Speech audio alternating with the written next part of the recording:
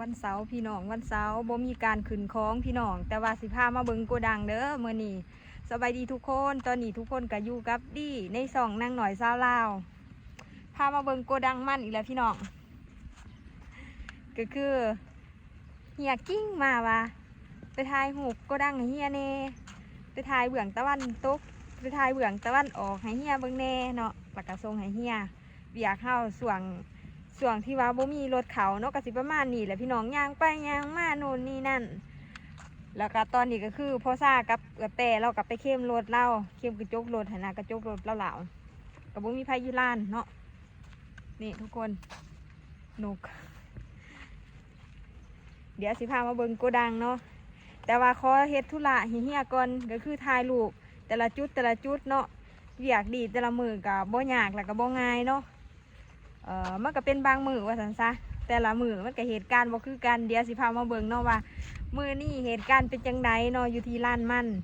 สิรินทรแล้วก็หลายคนก็ถามว่าเป็นมันไทยเป็นโกดังมันไทยเนาะก็บอกได้บ่วะ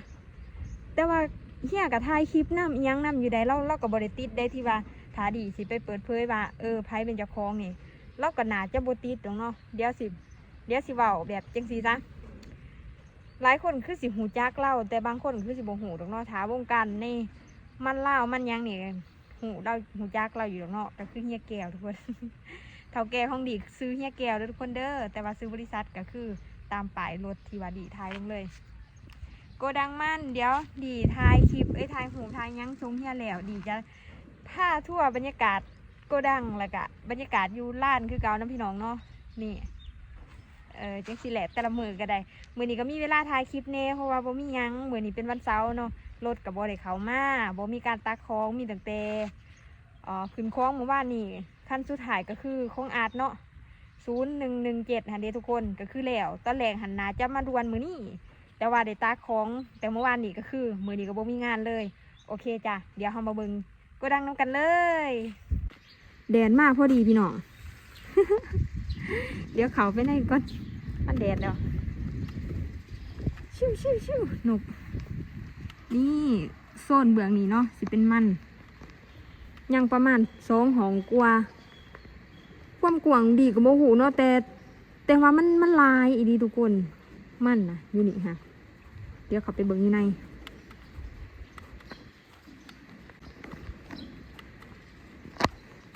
ทุกคนเสือบ่ว่ามันอยู่นี่นะ90%แม่นมันมาจากสปป.ลาวด้วยพี่น้องเด้อ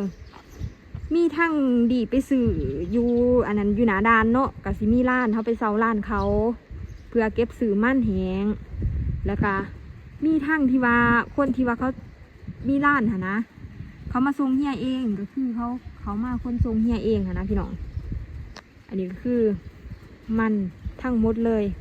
เมื่อวานนี้พ่อซ่าก็แป้ขึ้นไปถ่ายหูส่งให้เฮียอยู่ใน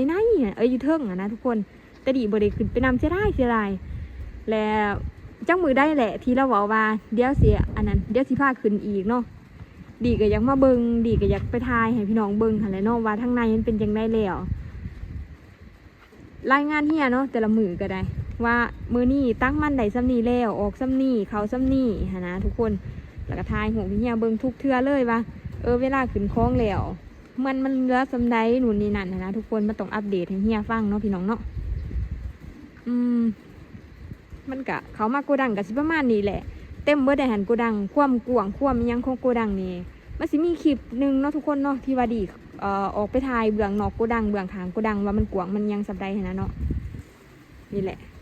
อันว่ามันกว้างสำใดก็คือมันเต็มโกดังบุหูว่าเท่าไรเนาะดีบุหูสต็อกมันเลย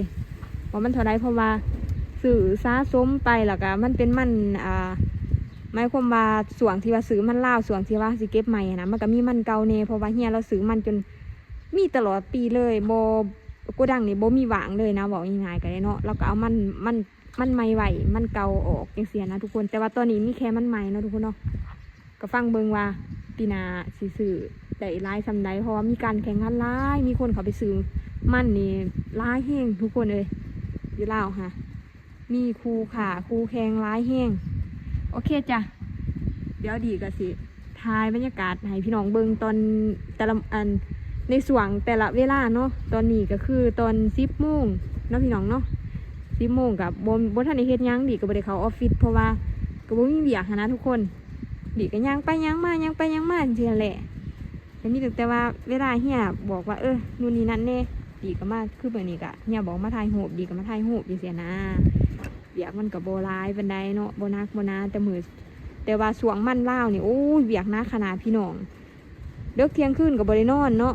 บางทีตื่นแต่เช้ารอถ่าลูกค้ามาหาทุกคนถ้าถามว่าการเฮ็ดงานระหว่างอยู่ฝั่งไทยกับฝั่งลาวนี่อันใดเมื่อยกว่ากันดีขอบอกเลยว่าฝั่งลาวยากกลัวแล้วก็เวียกร้ายกลัวเพราะว่าช่วงมันลาวเนาะดีก็สิเฮ็ดแทบจะว่าทุกอย่างเนาะตั้งแต่เริ่มเปิดตะสกตะสังแต่ว่ามันมีคนสั่งรถต่างหากเนาะดีก็สิเป็นคนจ่ายเงินยังหนูนี่นั่นเฮ็ดบัญชีได้หลายอย่างสรุปตัวเลขบางเทื่อลูกค้ามีปัญหาเนาะมันบ่แหงนู่นนี่นั่นสิฮักราคานู่นนี่นั่นนะต่อรองราคากันดีก็เป็นคนแก้ปัญหานะเมื่อยแต่ว่าอยู่ฝั่งไทยก็โอเคเวียกคือว่าโอเคบ่เมื่อยสบาย คือมื้อนี้ก็เป็นวันเสาร์เนาะถามว่าเฮ็ดหยังแต่ละมื้อก็คือจังสิแหละทุกคนเห็นที่ว่าดีถ่ายคลิปก็คือชีวิตจริงของดีเลยแหละแบบคลิปก็สามารถถ่ายได้ดีมากบนว่าคลิปก็สามารถถ่ายได้ลงไปหารายได้ได้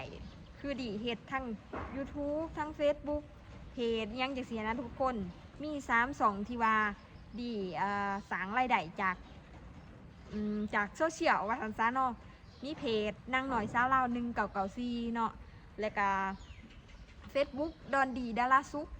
แล้วก็ YouTube นี่เนาะนางหน่อยสาวลาวคือกันเนาะภาษาลาวภาษาไทยกับภาษาอังกฤษก็คือ2 ทางนี้เลยทุกคนถามว่าทุกคนอยากเข้าไปติดตามดีกะการใช้ชีวิตของดีฮะนะกับเขาไปได้เด้อทุกคนเด้อเป็นกำลังใจให้ดีด้วยการกดไลค์กดแชร์เด้อทุกคนเด้อ ดีมาเฮ็ดจริงจังส่วงบังใดวะส่วงดีเฮ็ดมันเล่าเนาะเพจกับ Facebook ส่วน YouTube นี่ดีเคยเฮ็ดส่วงหนึ่งแล้วและดีก็บ่มีเวลามาเฮ็ดแล้วก็กำลังเริ่มมาเฮ็ดใหม่อีกนะทุกคนที่เห็นดีหายไปหลายเดือนค่ะก็ย้อนว่าดีบ่มีเวลาเนาะเฮาเฮ็ดเวียกประจำแล้วก็บ่จักเฮาสิไปตัดคลิปลงเฟซบ่จักนู่นนี่นั่นเฮ็ดงานประจำส่วงมันลาวหันแฮงมีแต่อันนั้นมีแต่งานจนว่าตั้งแต่เช้าจนดึกคือดีเว้าหั่นแหละบัดนี้แต่ถามว่าคือดีขึ้นมาไทยเนาะส่วงอยู่ลาวหันดีก็สิเฮ็ดเป็นคลิปสั้นก็ลงอยู่เป็นบางเทื่อเนาะ Facebook หั่นน่ะYouTube หั่นนะแต่ว่าพอแต่เป็นมาคลิปมาเป็น YouTube หั่นนะมันก็สิมีการตัดคลิปนู่นนี่นั่นหลายอย่างมันก็บ่มีเวลาดีก็เลยโจ้ไว้ก่อนจนได้ขึ้นมาฟังไทยแล้วดีก็เริ่มมีเวลามาเฮ็ดคลิปลง Facebook ลง YouTube อีกเพราะว่า YouTube มันต้องเป็นคลิปยาวหั่นนะมันจังสิเรียนมันจังสิดิ่งว่าซั่นๆทุกคน ใครเห็น YouTube ก็สิเข้าใจเนาะแล้วก็เป็นกำลังใจให้ดีเด้อคันเห็นคลิปนี้ก็คอมเมนต์อีหยังให้กำลังใจดีแน่เดี๋ยวดีสิอัปเดตแต่ละมือว่าเฮ็ดอีหยังแล้วก็มื้อนี้ก็น่าจะบ่มีรถที่เขามาดอกเพราะว่าขึ้นคลองก็เป็นมื้ออื่นบางที่ก็คนรถเขาก็นอนน้ำทางเนาะเขาก็บ่ได้เข้ามาล้านเนาะทุกคนเนาะแต่ก็สิมีตอนแรงๆเนาะที่ว่ากลับจากศรีสะเกษเนาะเขามานอนล้านและบางที่ก็สิพาพี่น้องไปตลาดแต่ว่าไปตลาดนี่นะจะเป็น EP 2เนาะเพราะว่าดีจะไปตลาดถนนคนเดินที่ดีเคยไปแหละทุกคนตลาดถนนคนเดินอยู่2 เมกเนาะใครที่ว่ามาแถวอุบลน่าจะหูจักหนาด่าน2 เมกลาวไทยคิดฮอดบ้านบัดแดงกับไปหันอะไรทุกคนเพราะว่าคนลาวหลายนะคะโอเคจ้ะพี่น้องจังได้กะสถานการณ์เนี่ยได้กะติดตามกันไปน้ำกันเนาะว่าสิเป็นอีหยังแนวมือนี่ฮะนะ